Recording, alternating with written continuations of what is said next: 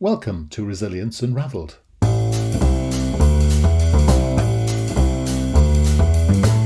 Hi everybody and welcome to Resilience Unravelled, a podcast that examines all aspects of personal and organisational resilience.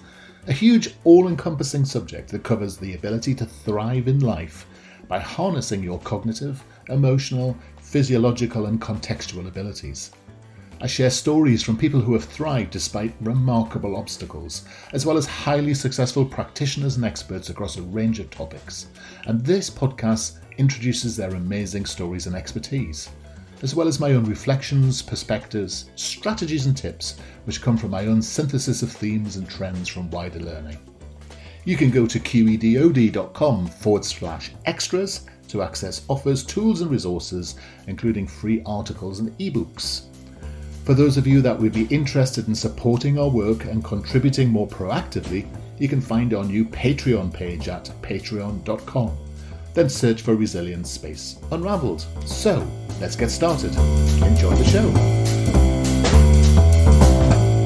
So hi and welcome back to Resilience Unravelled. Today, a very interesting episode because someone who does pretty well what I do, but from a different perspective, in a different world, in a different time zone, and with a different accent. Today, our guest is Eileen McDowell.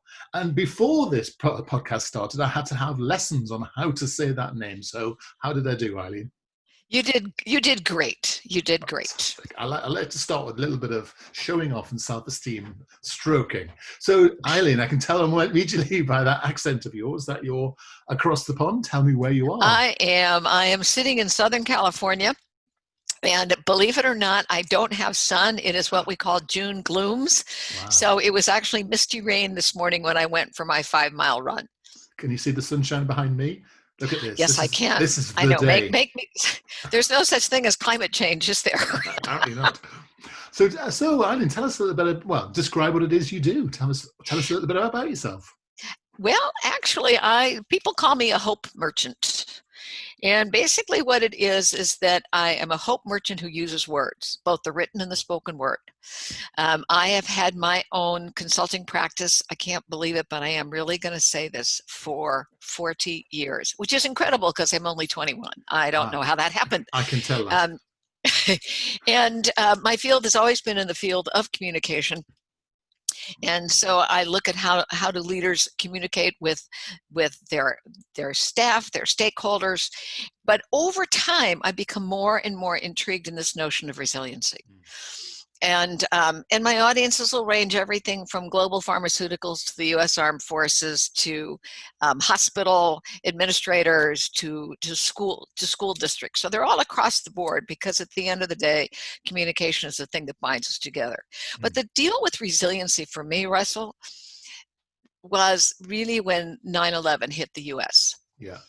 And I began to wonder, how is it that you survived something that is, for us, was the biggest thing that we had experienced in modern time. And from that, I began to look at what is it that allows people to be resilient.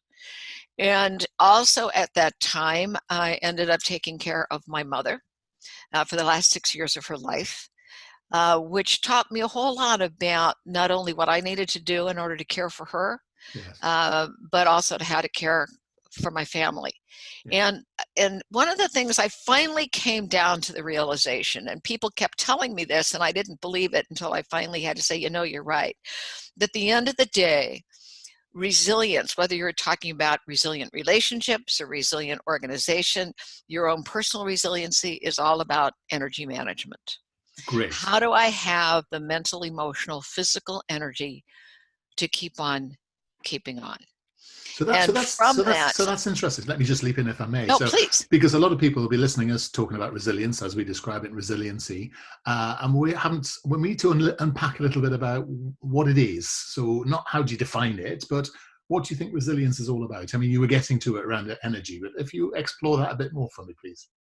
Okay, and this one's going to push against you, Russell, because what I say is resiliency is not what it says in the dictionary. Because what in the dictionary, it implies that, and I'll paraphrase Webster, is that an object under compressive stress, when the stress is up, the object returns to its original position. In other words, it, quote, bounces back to where it is. Well, that's fine if you're a tree or you're a piece of steel. But I do not believe human beings go back. There's no such thing as back. We are forever changed with every incident, with every event that happens in our life.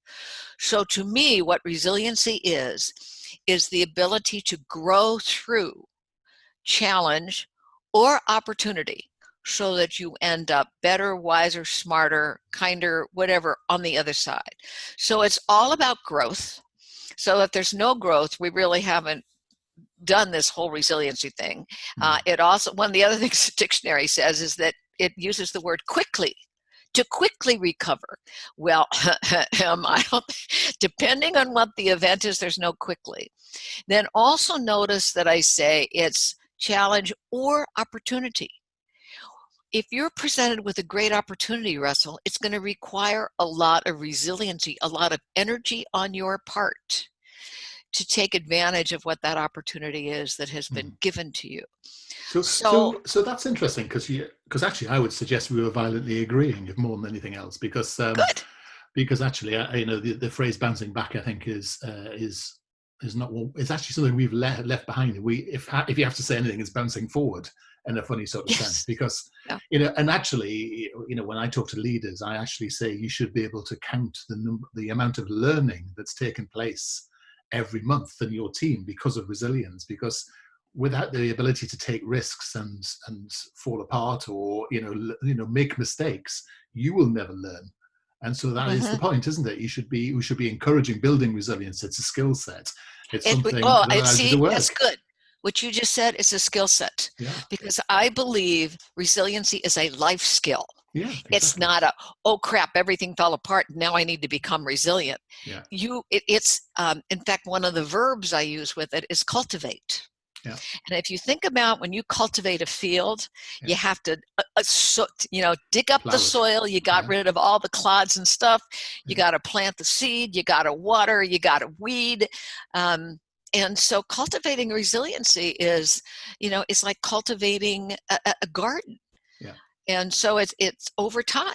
And sometimes it takes a long time before it blossoms. And then you have to keep coming back. So it really is never ending. Yes. And that's a good thing, because actually that's, you can actually say over my right shoulder, our model of resilience, and you'll see in the middle is the word potential. Because actually all of resilience, all of life, all of humans' progress is about potential, isn't it? Really, and the extent to which we liberate or restrict our own potential. It's so here you are sitting in. You're close to Southampton, right? That's right. That's where yeah. Well, I've just discovered this, and I am gonna write about this and probably speak about it, because I think it is pertinent for what's happening to us today in this world. In 1850, there was this massive storm that swept across England. Just took down 5 ships and all of the men aboard, gone. Another ship that was headed to Ireland went down, gone. And when the storm finally passed, on Orkney Island, there off the coast of Scotland, when the villagers went out, the combination of this massive storm and the winds and the rain and the tide and the waves, lo and behold, at this place called Scatterbrae, it had ripped off the whole topsoil. And what the villagers looked down and to discover was an entire village, a village that was older than Stonehenge, older than the pyramids, the Neolithic village. And it has occurred to me that what's happening right now for us, everything from here in the United States, there's horrible social unrest, the global pandemic, the COVID-19, severe economic downturns, that what we have done finally is the topsoil has been ripped away. And we're now looking at, oh my gosh, what have we buried? What have we kicked down? What have we not looked at? We buried it because, it's the way we've always done things. That's what organizations do. You just keep piling more and more and more on top. So now what we have is an opportunity to be resilient, to begin to say, how do we create the world that we want, the business that we want, the nation that we want, the community that we want. And I find this actually very positive if, in fact, individuals and leaders will begin to see, how do we now become adaptable, which is what you use the word innovative. How do we think about these things differently now that the topsoil is off? And that's the key, isn't it? Because it's very easy to go, well, it's actually almost human nature to go back to what we always did and call it the new thing. And for me, the idea of imagination, ingenuity, and innovation is the key, because unless you do that bit, you really just end up with the same old, because the culture is always stronger than the change. And actually what we're seeing in America with Black Lives Matter and transgender world, some of the rise of the millennials, what we're seeing is seismic changes, the way that society is changing. And I always find it interesting to see that it's often our generation that's holding the culture still, because of course we have the most to gain from it. We have the white privilege. And actually, it's actually hardest for us to be able to say it, because, of course, we've been part of it and benefited from it all for our lives. So this idea of being imaginative is, it's allowing cultures to break, which is key. But and the risk at the moment is that culture could break into quite a catastrophic way at the moment because of I think some quite malign forces at the world. So resilience for me is about how you reform and regroup and innovate and move forward, rather than being hijacked, because it's a slightly vulnerable phase, isn't it?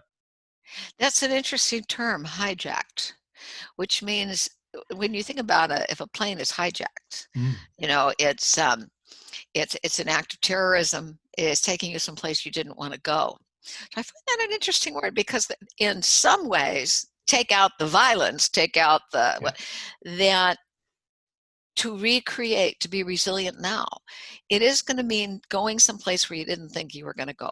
Yeah. And what it's going to take, Russell, is courageous leadership. Yeah. Well, so we're all screwed then, aren't we?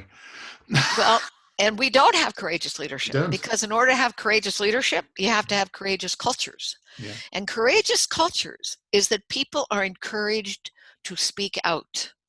They are, and you listen, which means leaders, quote, and I'll put it in quote, because we have a lot of people that call themselves leaders. They're not. They're not leaders at all. It means that you want to encourage the people who are the micro innovators, the people who are the customer advocates, and then the people who are the problem solvers. And they're going to tell you things, what you thought you were doing over here, I think that's a better way to do that. So the courageous conversations, which, by the way, is a great new book coming out by Karen Hurt, H-U-R-T, and David Dye, D-Y-E. It's wonderful. It's going to require humility, transparency, and the energy of connection, which means I'm willing to sit and listen. And then how do we begin to create, what are the values, and how do we move, and in small ways too. I don't see this as being this tidal wave, because that ends up, it's going all the way from one end to the other. How do we begin to take one step at a time and create what we want that is new? Yes.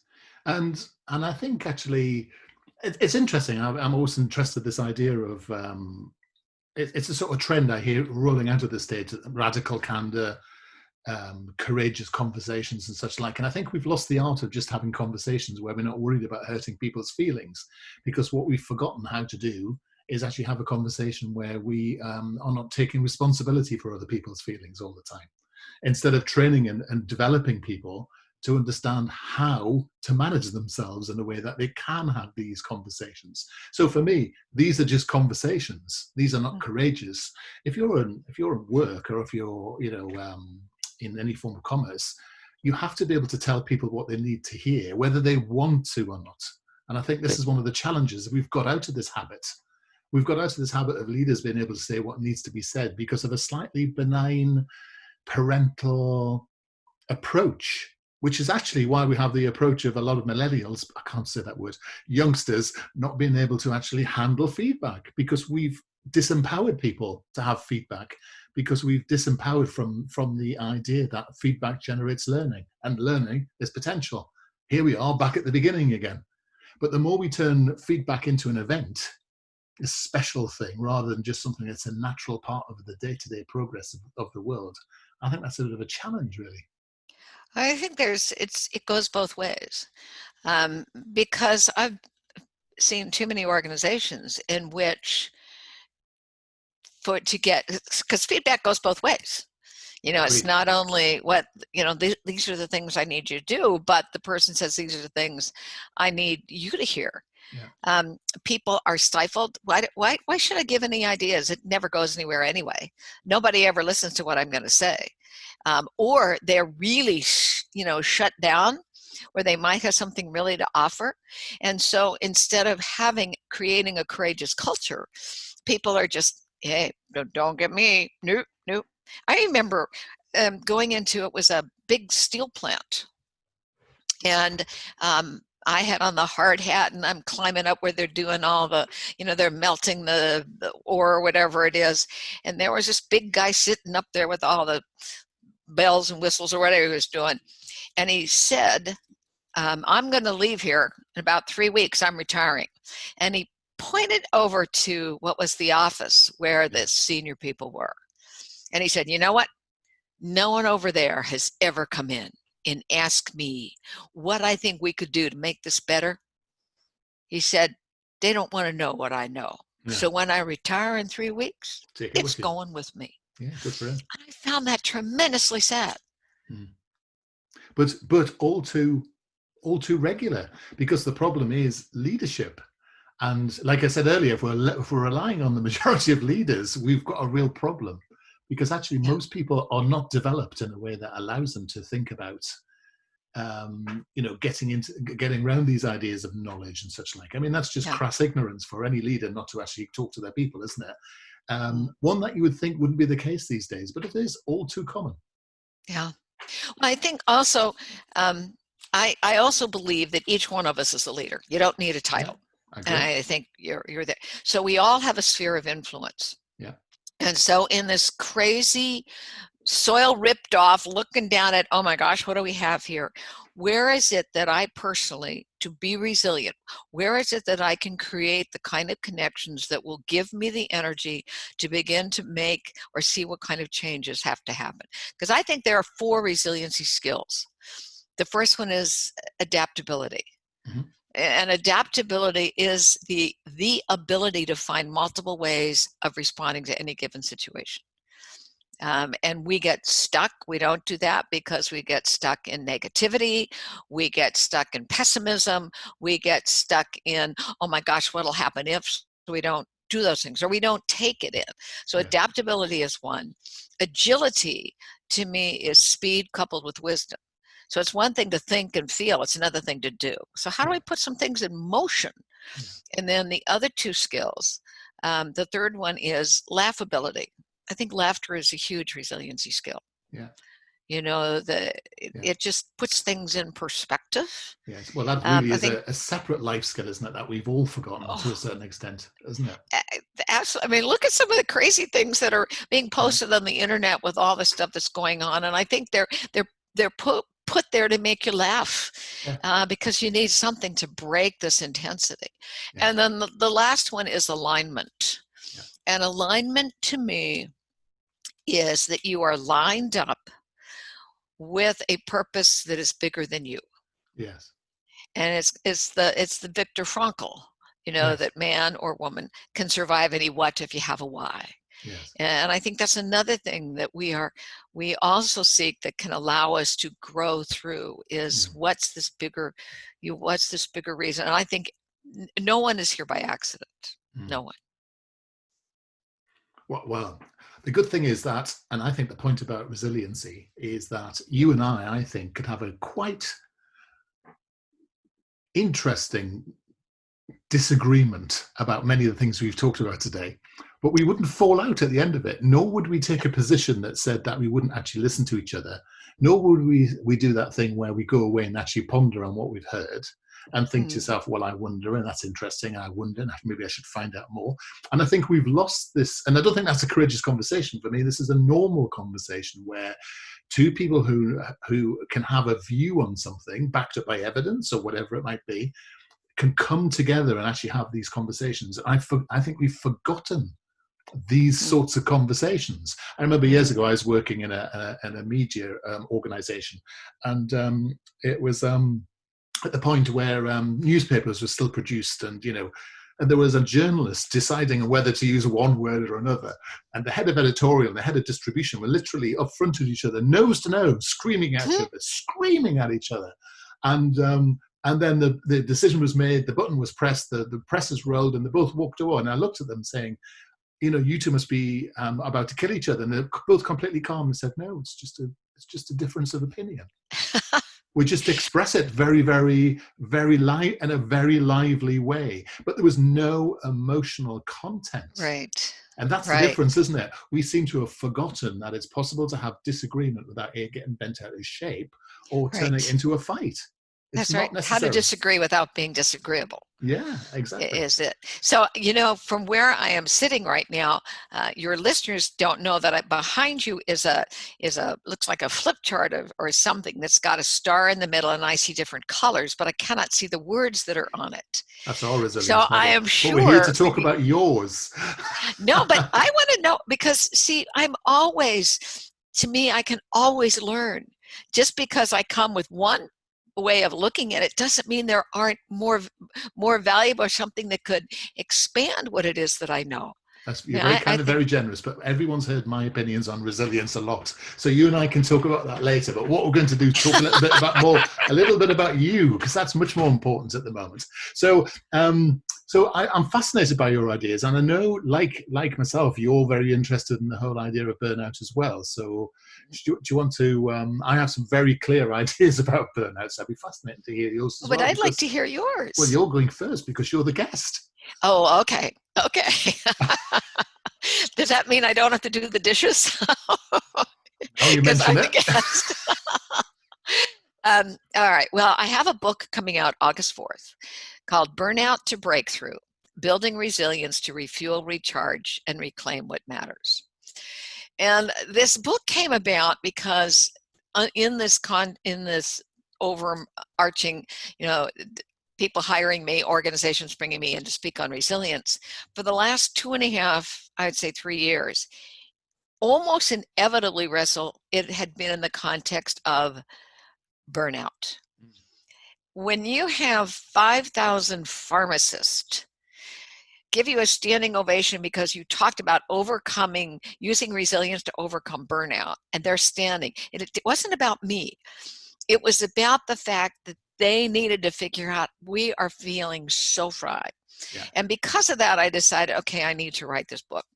And it's no small coincidence that in May of this past year, not this year, 2019, that the World Health Organization, listed burnout in its classification as an occupational hazard. Yeah.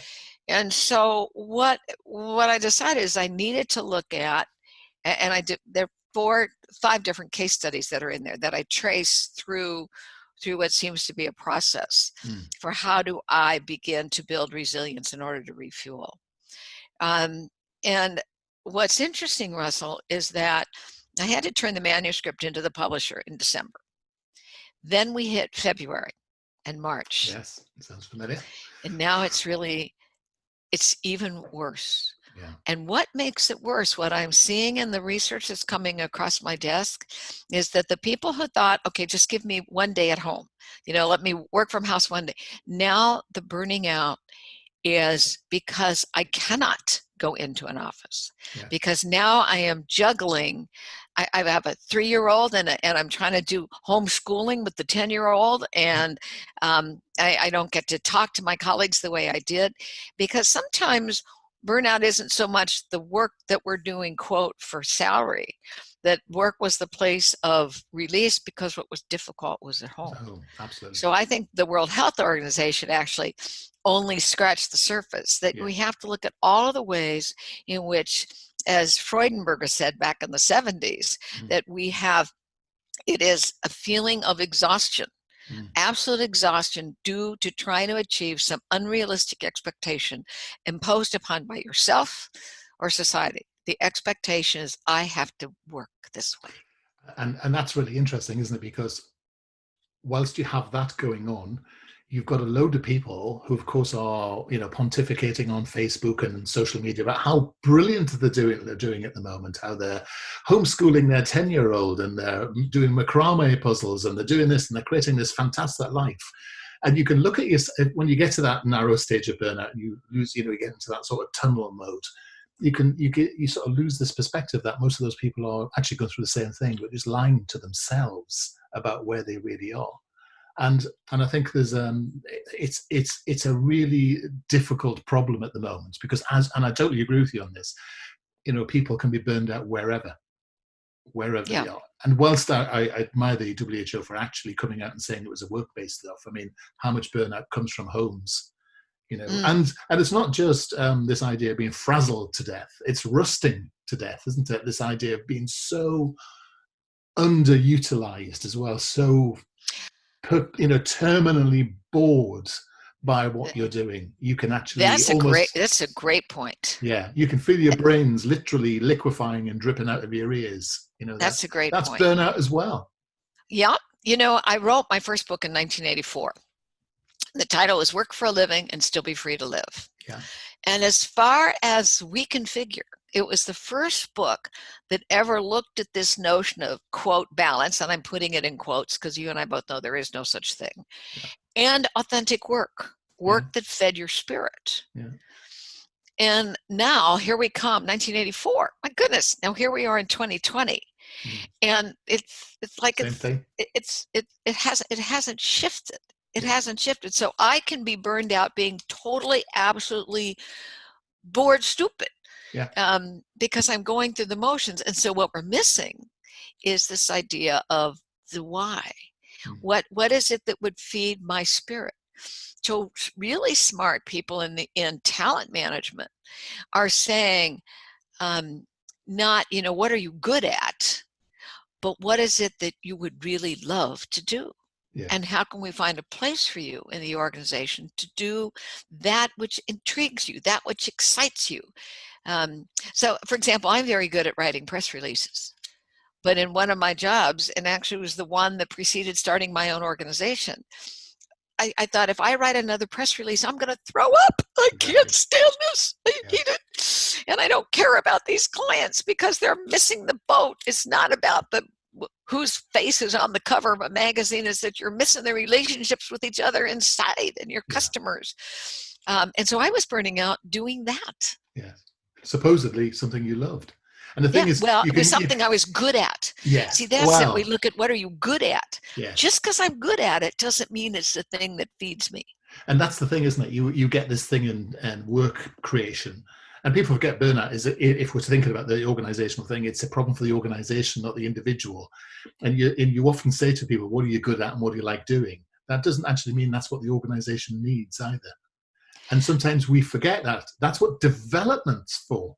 Sometimes it's the job of a leader to spot something in people around them that says, this is an opportunity for you to really do something different. And sometimes, Russell, it's up to it's up to the individual to say, maybe where I am in this quote, and I'll put it in, there's no such thing as 9 to 5. Nobody works 9 to 5 anymore at all. But that, how else can I bring something else? So this feeds my family, but I've got this thing over here. And I saw a wonderful example of this. Last May, I was in a major cancer hospital here in the States. And there was a children's wing to the hospital. And on the window of the children's wing was painted this very fanciful elephant. Oh, great. And I found out that one of the housekeepers loved to paint.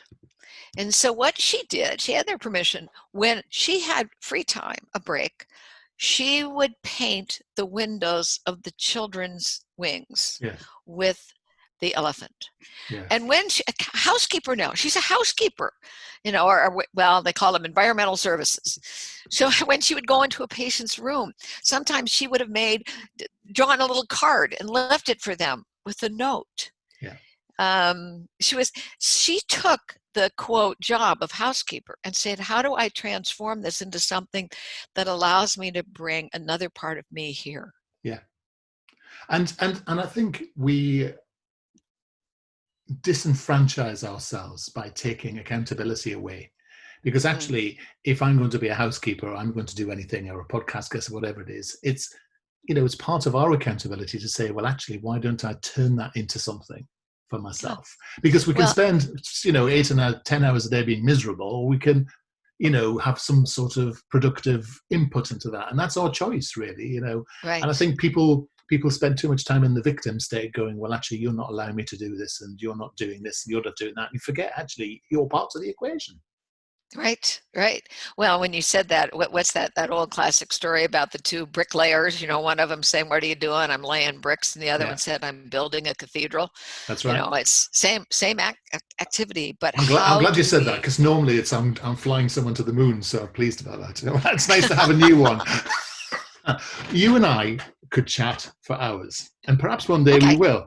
But sadly, I have to be very respectful of your time. How do people find out more about you, Eileen? Tell us your sort of connection. Well, thank you for asking. Obviously, hopefully they will see my name on the podcast.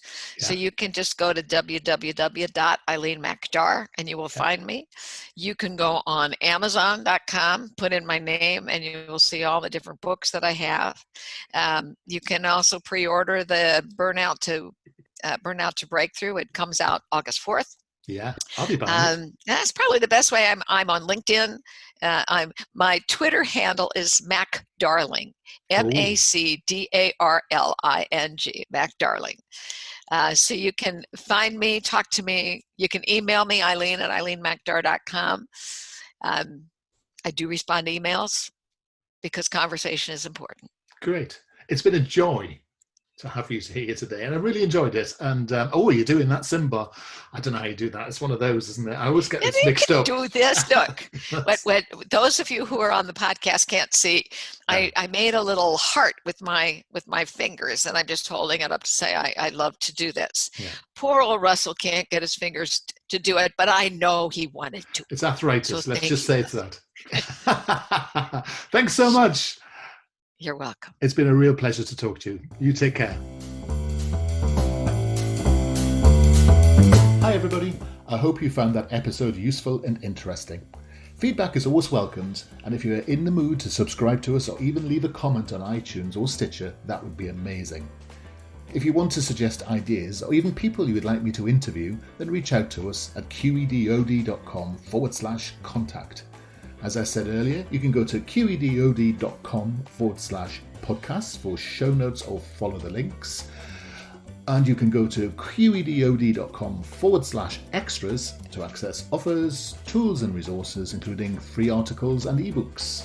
For those of you that would be interested in supporting our work and contributing more proactively, you can find our new Patreon page at patreon.com. Then search for Resilience Unravelled. I look forward to being in your ear next time around. Take care.